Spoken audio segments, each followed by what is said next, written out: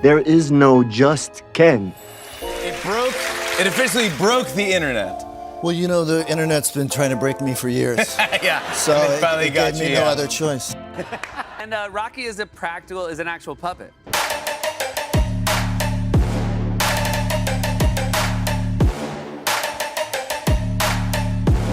Some celebrities make people nervous.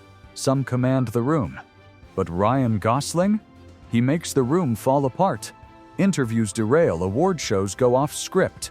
Ryan doesn't just crack up audiences, he breaks celebrities. And some of these moments are absolute chaos. Emma Stone never stands a chance.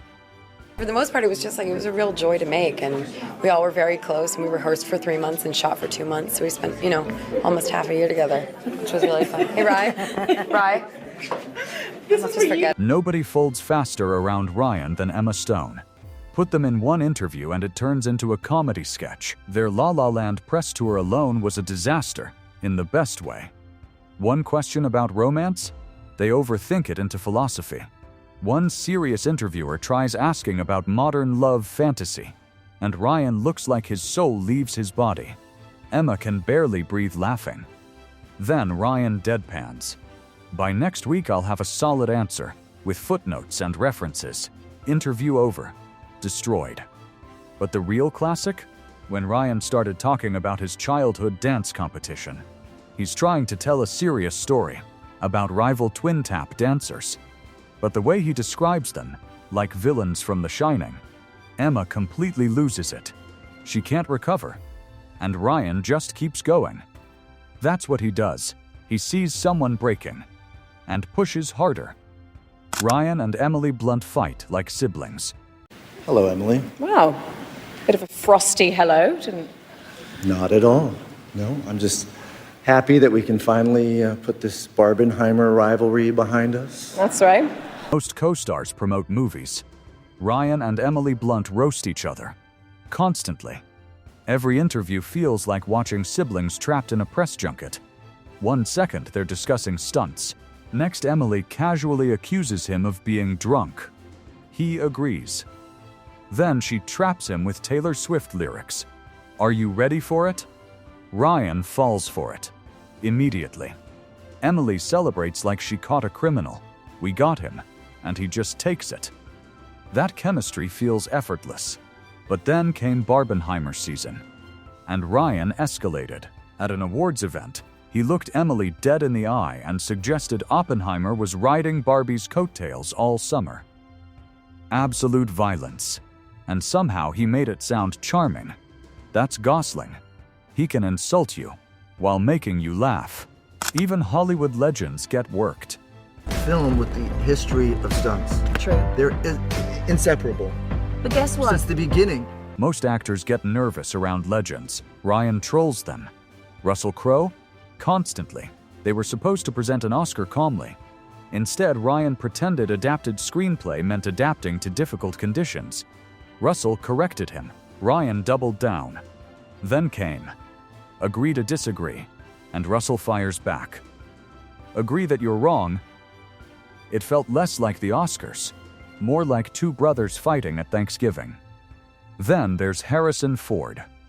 This interview was supposed to be serious. It became pure chaos.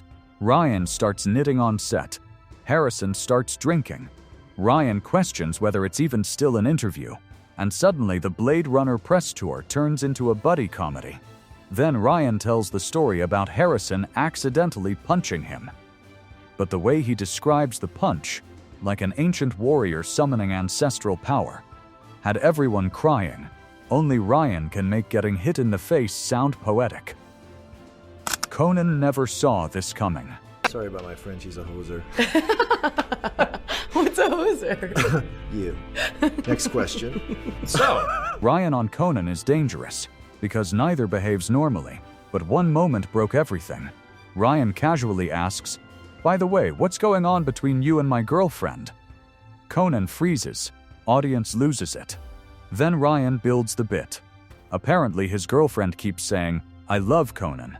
Twice, softly, suspiciously. Ryan acts genuinely concerned. Conan has no response. He's finished. That's Ryan's specialty, taking a harmless idea and turning it into absurd emotional warfare.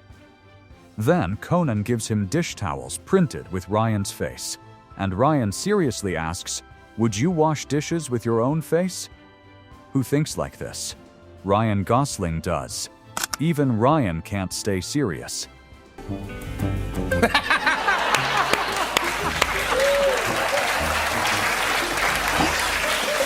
Funniest part? Sometimes Ryan breaks first. Like when he admitted he wore pants so tight, he felt like he was going steady with them. He couldn't even finish the joke. Or when he starts riffing about all the Kens in Barbie, they're Kenning all over the place, and starts laughing at himself, completely alone. No setup, no one else talking, just Ryan collapsing into his own joke. That makes it even funnier. Because you can tell, half the time, he's entertaining himself, and we're just watching. He turns family stories into stand-up. Family. Yeah. My youngest daughter is a year and a half, and it was her first time in New York, and I brought her to the window in the morning, and I said, sweetheart, welcome to New York. Ryan telling stories about his daughters should be a Netflix special. Taking his daughter to New York, trying to give her a magical movie moment. Welcome to New York, and 2 cars immediately crash. Perfect. Then bringing his family to the Louvre. Standing before the Mona Lisa, his daughter turns and says, "This museum is not good." Who says that in the Louvre? Apparently a Gosling. And Ryan tells it like it's Shakespeare. Even his stories about living in a house full of women become comedy. I live with angels. Beautiful. Then immediately, honestly, it's a ray of sunshine in a dark time because of Russell. Back to roasting Russell Crowe. Every time. Ryan's childhood explains everything. Do you think, Ryan, that Ken will always be inside of you? Like there might be, it's Ken inside of me. Always. Yeah. The more Ryan tells childhood stories, the more his humor makes sense. His uncle decided to become Elvis, temporarily. Ryan became head of security. His mom became backup singer. Entire family committed to the bit. And Ryan says it was one of the greatest performances he's ever seen. Of course it was. Then there's the story about his parents somehow acquiring a truck of cellophane and sending him to school to sell it. What kind of origin story is this? That's not childhood. That's a Wes Anderson film. And somehow he tells it all completely serious. Which makes it even funnier. Even dogs become comedy around him. Normal people have dog stories. Ryan has cinematic dog stories. He secretly shelters a stray dog inside a forbidden rental house. Dog destroys everything. Like a Jackson Pollock painting. Ryan spends weeks hiding the dog. Like it's a fugitive, then gives it a fairy tale ending. Even the audience wasn't ready. And then, there was George. His dog, who apparently thought being a dog was beneath him.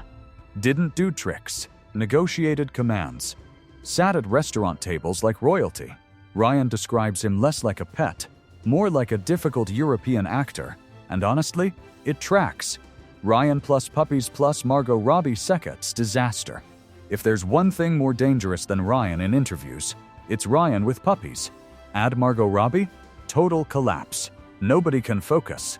Nobody answers questions. They're interrogating puppies. Questioning backstage drama, talking nonsense, laughing at nothing. Pure chaos. And somehow Ryan thrives in it. Because confusion is his natural habitat. Why celebrities keep breaking around him. Here's why Ryan Gosling keeps making celebrities crack. He never performs like he's trying to be funny. He acts completely sincere. That's what makes it lethal. He'll say something absurd, with the seriousness of a Nobel lecture. And people can't handle it. Emma Stone folds. Emily Blunt attacks back. Conan short-circuits. Harrison Ford starts drinking. Russell Crowe becomes part of the joke. Ryan doesn't dominate interviews. He derails them, and somehow makes everyone look more human. That's rare. Because in Hollywood, people usually protect the image. like describing Harrison's punch coming over the horizon, or asking Conan about his girlfriend, or saying he didn't try on his pants. He lets the absurdity breathe, then watches people collapse. That's not accidental. That's comedy instinct. And it might be why even comedians struggle to keep up.